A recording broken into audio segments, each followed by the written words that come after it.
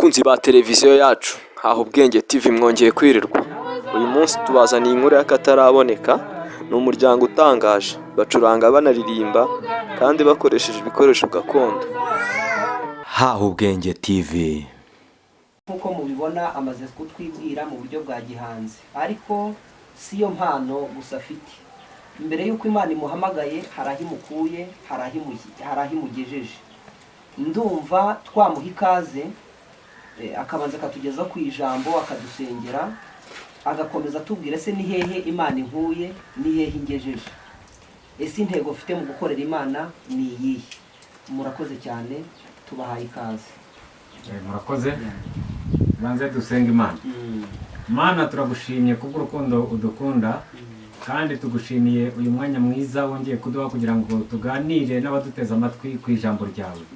Ndasabye kugira ngo Mwami Imana yacu ufashe abagiye kutwumva, kugira ngo Mwami Imana yacu ijambo ryawe ribashe kugira icyo rikora mu mitima yabo no mu bugingo bwabo, ribashe guhindura Mwami Imana yacu, no kugira ngo ribahe icyerekezo kugira ngo babashe gukora ibigutunganiye, no kugira ngo bakore ibyo kukubahisha, nabo bibabera umugisha. Kandi nanjye ushoboze kugira ngo Mwami Imana yacu mbashe gutambutsa iri jambo nk'uko wampaye kugira ngo nditange. Mwami Imana yacu nabashije kugabanya cyangwa kongera, umpe imbaraga kandi umbashishe mu izina rya Yesu Kristo, amen. Ko turi mu mwanya mwiza Imana yaturemeye. Hari ahantu njya nibuka cyane, nanjye nigeze kuba inzimizi igihe kinini. Ishusho rwose nibyo. Dushingiye kuri iri jambo, niba Imana yararemye kugira ngo dutware, njye nigeze gutwarwa n'ibyo Imana yandemeye gutwara. Twabonye ibikururuka, ibiguruka, ibiri ku isi n'ibiri mu nyanja.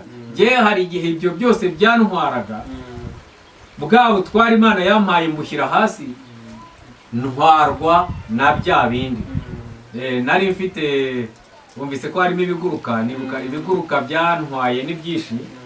Nagiraga amababa y'inyange uyatunze, ubwo n'ay'ibisiga biguruka, nkagira amababa y'ibiyongoyongo, nkagira amababa y'inganji.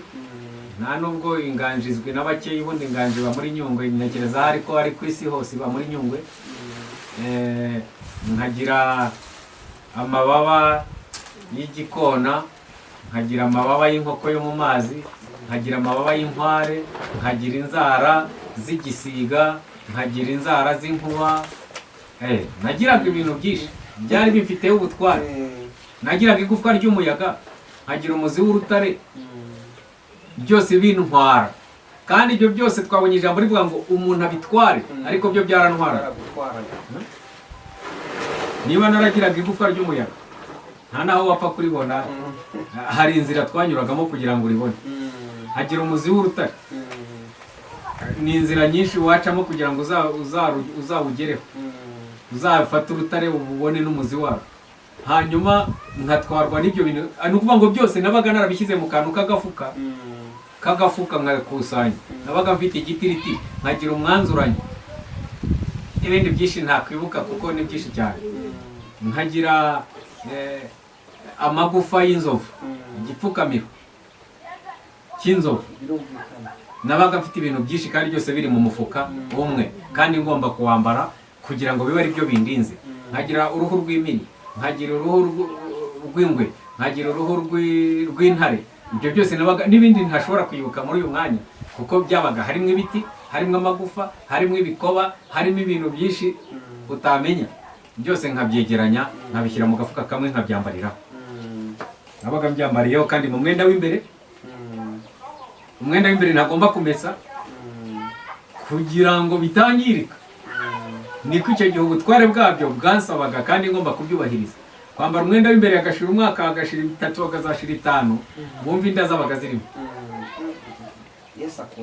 Ubwo butware bwose bwabaga bumbwira ngo ntabwo ngomba kubimesa, nimesa birangirika, za mbaraga zari zindinze zangirike, hanyuma mbe ndi guhomba.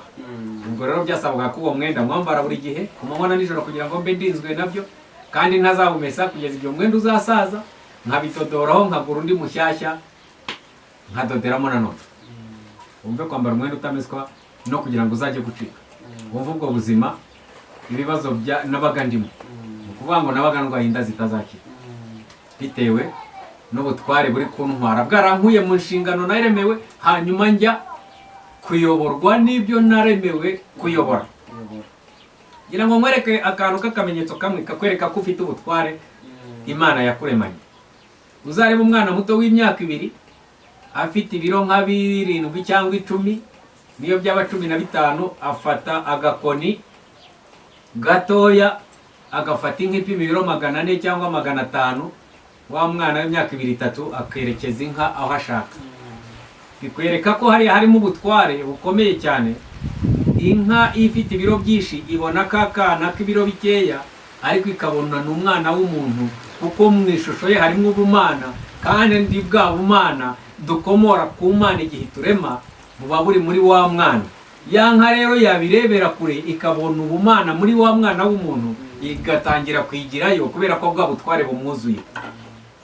Abatarata inshingano y'ibyo yaremewe. Igihe cyose uzasanga inyamaswa nini, umwana w'umuntu arazimenyereza akazerekeza aho ashaka, kubera ko mu muntu harimo ubumana, harimo ubutware, harimo ubushobozi. Nagira ngo nkwibutse ngo muri wowe harimo ubushobozi, harimo ubutware bwo gutwara no gutegeka ibintu byose bikajya hasi yawe. Nuhagarara mu butware bwawe neza, uzabana n'Imana kandi uzagendana n'Imana. Imana izaba muri wowe. Ikintu cyose wewe watinyaga kizakureba, kikubonemo ubumana, gihite kijya hasi yawe. Niyo mpamvu nakwibutsaga kugira ngo ijambo ry'Imana rigufashe, nanjye rimfashe kwibuka ko Imana yaturemye mu ishusho yayo, kandi mu muntu harimo ubutware bwo gutwara ibintu byose. Byuzirikana neza rero ubutware buri muri wowe, ugendere mu bumana no mu nshingano Imana yaguhaye. Hanyuma rero ubwo si byo gusa, naje kuzaguma muri ubwo butware bw'umwijima, narataye ubutware bw'Imana. Ariko byatewe n'inkomoko, kuko namenye ubwenge iwacu dutunze ingwe 2 mu nzu tubana nazo, dutunze ingwe tubana nazo. Habaga ibintu by'ubupfumu, ubuvuzi gakondo,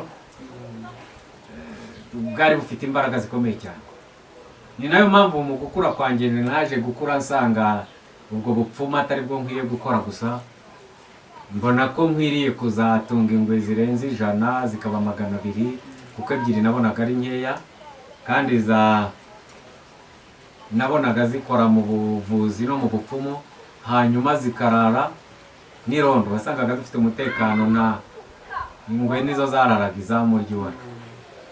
Impamvu rero nifuzaga ko zaba nka 200, hanyuma nkajya ndindira umutekano n'abaturanyi, kandi numvaga nzakorera mu mucyo, nkazitunga ku mugaragaro, n'abaturanyi bakamenya ko mfite umumaro, nkabarindira ingo nabo. Hanyuma rero nkura muri ubwo buryo nshaka izindi mbaraga ziruta izindi, ku buryo naje kugera ahantu nashakaga kuba mfite ibintu bigeze kuri 4 bifite imbaraga zihebuje. Nibwo naje gufata urugendo nerekera ikuzimu kujya gushaka izo mbaraga. Naje kugera ahantu hitwa Kwishara, ni mu burengerazuba, icyo gihe twahitaga mu Kinyaga,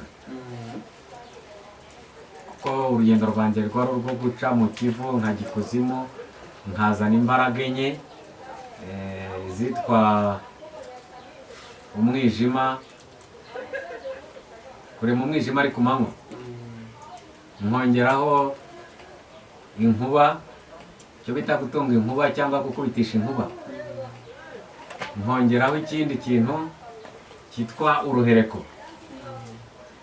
nkongeraho ikindi kintu cyitwa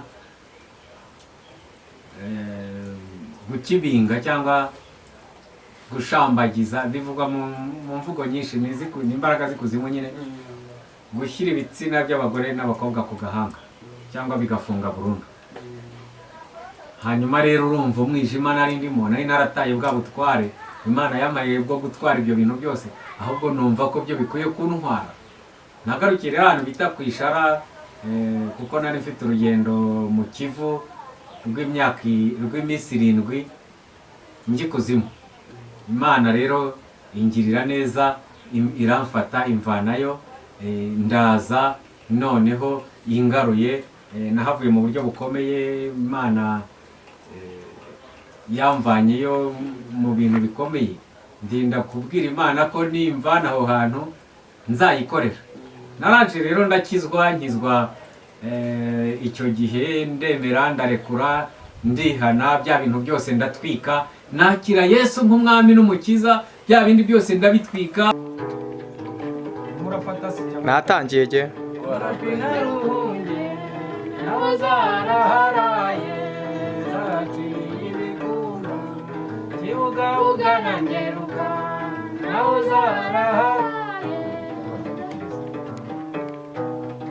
Kugajwi na ruhunge naho zaraharaye zaciye ibigumba, ibugabuga na ngeruka naho zaraharaye zaciye ibigumba, ubwato n'agafumba naho zaraharaye zaciye ibigumba, kugajwi na ruhunge naho zaraharaye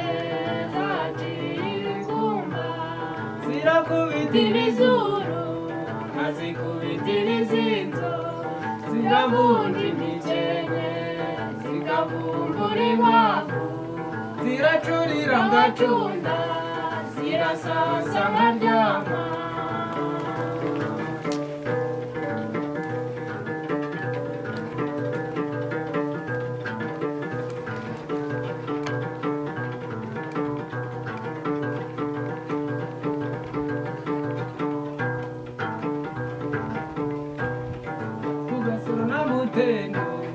Naho zaraharaye zaciye ibigumba, iyo mu butansinda bwa Kigoma na Muyange, naho zaraharaye zaciye ibigumba.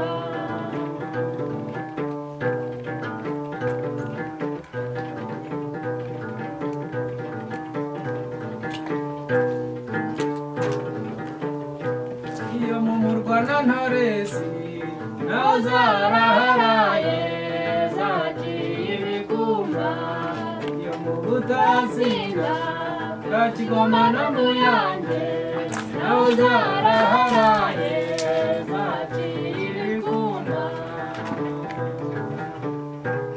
Kazitiro no mu Cyumba naho zaraharaye zaciye ibigumba, ku Nkubi no mw'Irango naho zaraharaye zaciye ibigumba, ziravunja imikenke zikavumbura inkwavu, zirakubita ibizuru nkazikubita ibizinzo, ziracurira ngacunda, zirasasa nkaryama.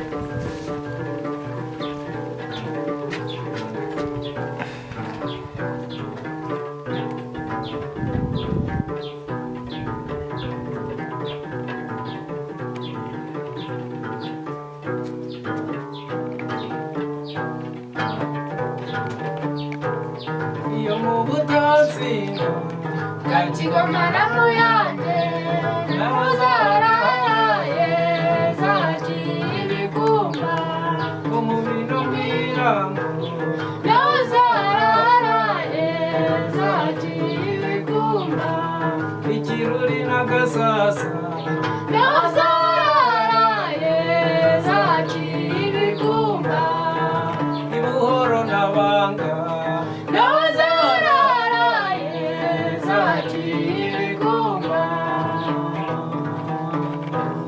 ziravunja imikenke zikavumbura inkwavu, zirakubita ibizuru nkazikubita ibizinzo,